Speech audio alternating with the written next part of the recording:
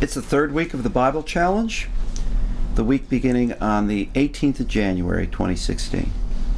And this week we're going to finish out Genesis in our Old Testament readings, begin Exodus, we'll continue in the Psalms, and we'll continue in Matthew's Gospel. If we go back and look at where we have come from in Genesis, we've gone through all the stories of the patriarchs, and now we get to the Joseph saga. The story of Joseph and Jacob and Joseph, these stories can be read on two levels. The first is the author's search for origins in traditions that reach far back into Israel's history. The second is a theological purpose that the story plays as part of the larger message of Genesis, that God is in charge, that God is in charge of all human history, and that God reveals himself and his will through human history. Now, on the first level of the story, we're combining what we call the J and the E sources, the Yahwist and the Elohist sources. If you refer back to our introductions here, we talked about 4 different authorial strands in the 5 books of the law. And we're getting a combination of different authorial strands here, which is why we get different names. Israel and Jacob. Israel and Jacob are the same person, named by 2 different authors here. What we see in this is that the story also of Joseph parallels some ancient Egyptian sources. If we look at ancient Egyptian sources, they also talk about 7 fat years and 7 lean years, years of famine, years of major crop things. These are also connected with a story in Egyptian lore of the early Hyksos period, when Semitic conquerors from Palestine ruled much of the northern part of the country. So this is setting up the whole bit about what's happening, that the Jews are in Egypt. Bearing in mind that we have to be a little careful about terminology there. First of all, when they're in Egypt, they're not referred to as Jews. They're referred to as Hebrews. When they're wandering in the wilderness in Exodus, they'll be called Israelites. Once they enter the promised land and start settling the promised land, then they become Jews. So it's a little anachronistic to refer to Jews in Egypt. We'll call them Hebrews. But how do they get there? Well, first we have the story of Joseph, and we have Joseph as the youngest son of Israel/Jacob. And this is the famous story of Joseph and the coat of many colors. He's the one who has the fancy robe, basically, and his brothers resent him because he's the father's favorite. They eventually conspire against him and sell him into slavery. He is taken to Egypt as a slave and incurs Pharaoh's favor because he can interpret Pharaoh's dreams. He eventually gets placed in charge of Pharaoh's household and becomes what we'd call a chamberlain over a royal household now, where he's basically the right-hand man of the ruler and the day-to-day chief operating officer of the kingdom. So, when there is famine then that comes for 7 years, eventually Joseph's brothers come from Judea to Egypt to try to buy grain from all that's been stored in Egypt. And we get the whole saga of how eventually Joseph reveals to his brothers who he is, how then their father is brought there, how the Jews at that point settle into Egypt as the Hebrews. This is going to set us up for the Hebrews being in captivity in Exodus when we get to the first chapter of Exodus. At a theological level here, we've got God's plan as something that Joseph is attentive to and which works differently from the course of human planners. In other words, this is not what Joseph's brothers intended. This is not what Potiphar's wife intended when Joseph is accused of attempting to seduce her when she has in fact attempted to seduce him. We can compare Joseph's remarks in chapter 45, for example, with Proverbs 16:9 and Proverbs 19:21, if you want to do some cross-referencing there. Joseph's speech and conduct reflect ancient wisdom traditions of the Near East that have been incorporated into these Proverbs and Psalms, that you can discern God's will and that you must do God's will, and that the way of wisdom is to discern and do God's will. Regardless of the message, regardless of the themes, the Joseph saga is a pretty remarkable dramatic saga.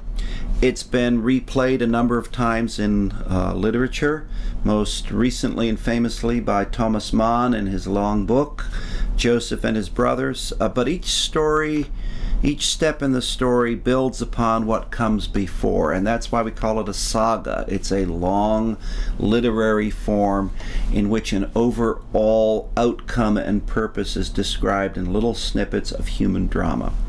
In Exodus, we get to a different kind of saga. There are going to be a lot of things happening in Exodus, and there are going to be a lot of players in Exodus. We're going to have Hebrews. We're going to have Moses. We're going to have God.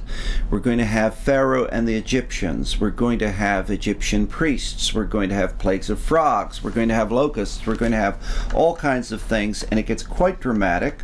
We're going to have the Ten Commandments show up. We're going to have the golden calf. We're going to have Mount Sinai. A lot of the Bible stories that people vaguely remember in the culture show up in Exodus. So let's dive in. And this is the second book in the 5 books of the law, Torah. The same factors that we talked about in the origin and literary form of Genesis apply. We're talking about the same basic 4 sources here, J, E, D, and P. The title of Exodus derives from the Greek version of the Old Testament, where it just means leaving, coming out of Egypt, like we are out of here. In Hebrew, the name for Exodus is Shemaut, which means the names. And the reason it's called that is that the names of God start being revealed in Exodus. Not in our readings this week, because we're only in chapter 1, so we'll leave that as a teaser for next week. In the first 3 chapters overall of Exodus, though, we encounter the Hebrews as captives in a foreign land, unmindful of the Lord's promises to them, serving an alien king, and then we're going to see the Lord call Moses, because the Lord has heard the outcry of the oppression of the Hebrews, calls Moses and sends him to Egypt. What's happening in Egypt at that point is that there's a new Pharaoh. He's kind of forgotten about Joseph and all the things Joseph has done. Since the Hebrews have been successful and have multiplied and have assumed positions of various positions of power, he considers them to be a threat. So his way of dealing with that is a slow genocide. The slow genocide involves the male offspring of the Hebrews being killed. And so every time a boy is born, the boy is killed. In the case of Moses, we're going to see the story that Moses is born and he is hidden in a basket, basically, of bulrushes at the edge of the river. His name actually is a play on words about being drawn out of the water that way. He's left in a place where one of Pharaoh's daughters finds him, and she sees this beautiful little baby and saves the baby and sends for one of the Hebrew midwives to nurse him, and so Moses' real mother shows up to nurse him. But Moses is raised in Pharaoh's household and becomes basically an officer within Pharaoh's household. We get some drama in all that. There's a lot going on in these stories.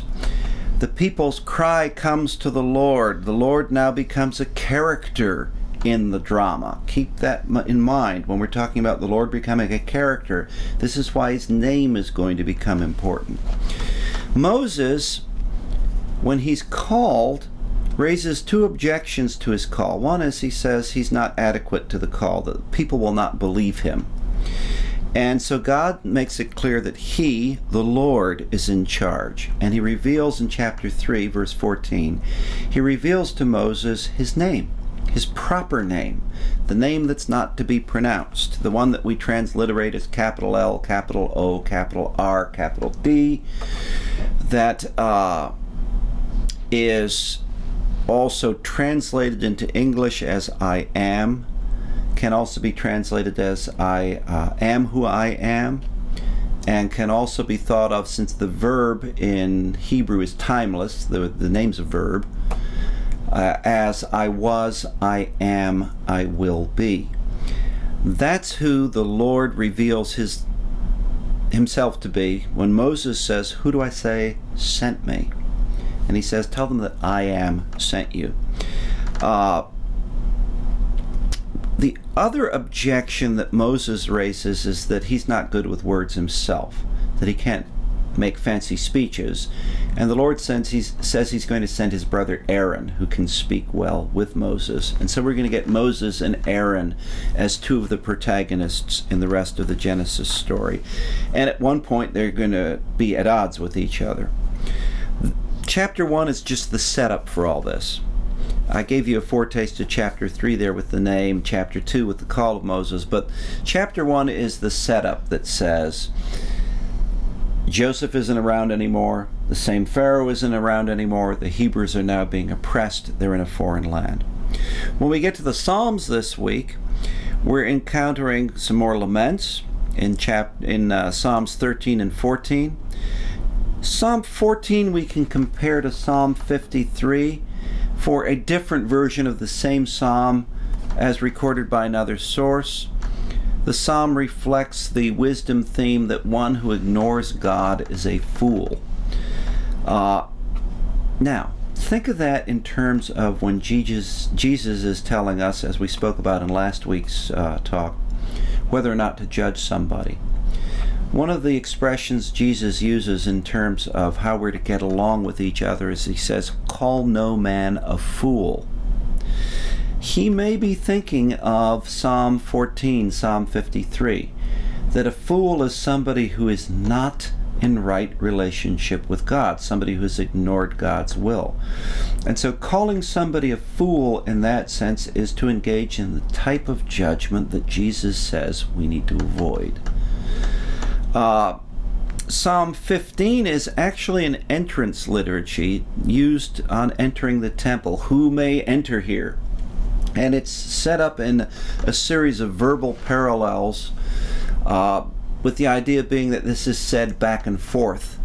As one enters the temple, you are challenged, who may enter here? The one who is righteous may enter here, and it goes on that way.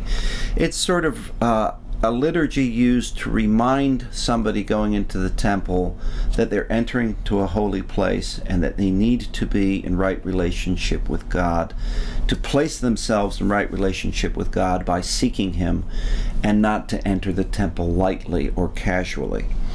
Psalm 16, we get a song of trust, a confession of faith in the Lord alone. Verses 9 to 11 are quoted, but again from the Greek version, so in slightly different language, at Acts chapter 2, when we start getting the story of Pentecost, and then again in Acts 13.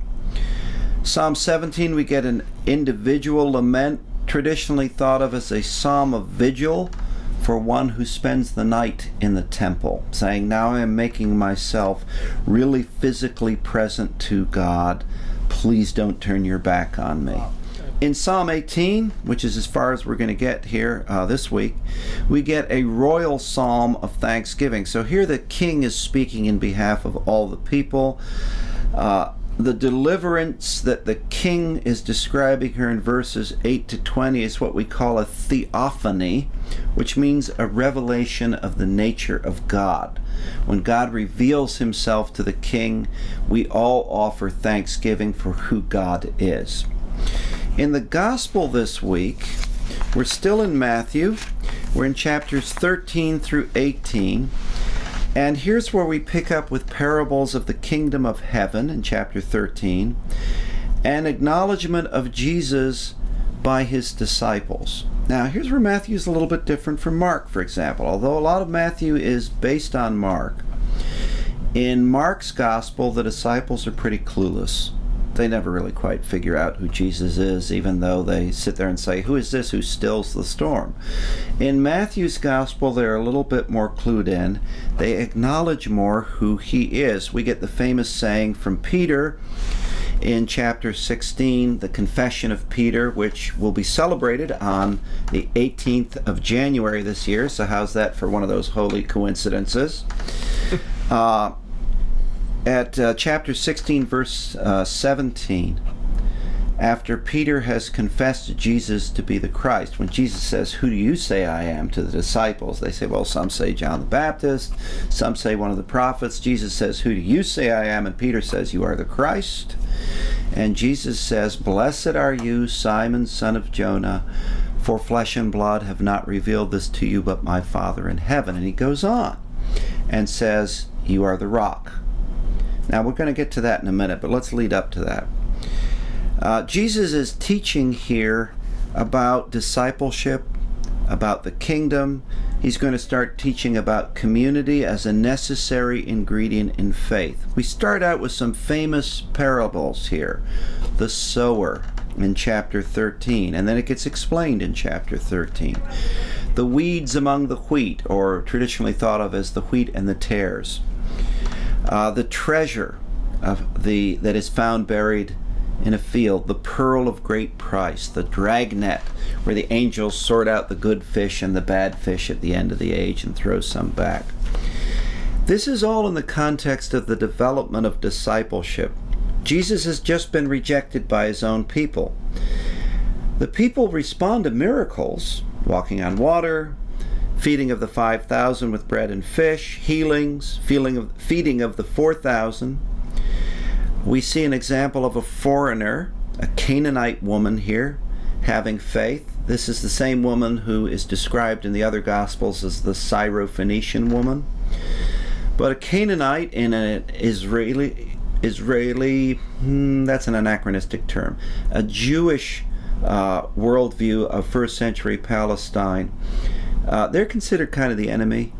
Canaan is the conquered territory. These are the people who are considered unclean. She's the one who demonstrates faith and says, "Lord, even the dogs can lick up the crumbs under the table." The people demand signs, and Jesus warns about teachings of the Pharisees and Sadducees. Now, who were the Pharisees and the Sadducees? Let's start there. Well, the Pharisees and the Sadducees get a really bad rap in most Christian piety. That's not fair. What the Pharisees were actually trying to do was to be faithful to the law, the written Jewish law. They probably took that too far. They became legalists. They made an idol out of the law, but their intention was an honorable and righteous intention. The problem was it morphed into an idol, and so they ended up judging everybody else around them. They were worried about the law in very particular ways. We think of the Ten Commandments, for example, but if we look at all of the commandments that are contained in the law, they're actually, and this is where we get into all of Leviticus and Deuteronomy and all these other things, they're actually 616. And this is where you worry about the kosher laws on how you wash things and what you can eat and what you can't eat. And they're very particular about what you can do and can't do. So it's a works righteousness. That doesn't mean they weren't trying. The Sadducees are a different party from the Pharisees. They're more allied, particularly with temple worship. They're more worried about what happens in the temple, how the animals are sacrificed, how the temple is financed. They're a little bit more aristocratic than the Pharisees. Pharisaic Judaism is going to eventually become rabbinic Judaism. The Sadducees are basically going to disappear when the temple is destroyed by the Roman army. The Sadducees deny resurrection, the possibility of resurrection. So there are going to be some encounters with the Sadducees over that. And that's going to be in the context of questions posed by Pharisees who are going to try to sort of trap Jesus and maybe discredit him in the eyes of their rivals. Jesus reveals himself in the Transfiguration. Jesus is transfigured on the Holy Mountain, and it is revealed who he is in his glory. Peter, by the Holy Spirit, confesses Jesus to be the Christ, and Jesus reveals that Peter has learned this through God's revelation. And so he says that Peter is the rock. Now, what does he mean by rock? Well, part of this is a play on words. Remember, Peter's original name is Simon, Simon son of Jonah, Simon bar Jonah. In Aramaic, rock would be Kephas. In Greek, it would be Petros. So he's variously called Kephas or Petros, depending on how they quote things in the gospel. When Jesus says Peter is the rock, Roman Catholics would argue, therefore, that the primacy of Peter, the see of Peter, the Pope, the church has to be built on this rock. Some Protestants would argue that the rock being referred to is not Peter, but Peter's faith. That denies the grammar of the Greek sentence used by Matthew. The rock is Peter, not Peter's faith. That doesn't mean that we have to agree that the Pope has control over all of the church, but we do have to recognize the importance of the See of Peter and work to foster unity within the wider church. But Jesus is saying he's putting somebody in charge, and this is going to become important in historic churches like the Episcopal Church that claim apostolic succession, saying that the faith comes down through apostles. There's always somebody who is placed by God as being an overseer over the flock. The first one named by Jesus here is Peter as the rock upon whom the church will be built. And this is where Jesus says that the keys to the kingdom of heaven are given to the church, and that the church in effect can judge. Now, in chapter 18, we get into discussions about community and how to live in community, and we see that there's tension in this. How many times do I have to forgive my brother if he's wronged me, when I might not feel like forgiving him? That's where we can relate that back to the whole idea of taking up our cross and denying ourselves. The consistent message we're going to encounter here is that discipleship is not free, that Jesus calls us to the cross, that we participate in Jesus' redemption of the world. On that basis, we'll continue to move forward next week in Matthew.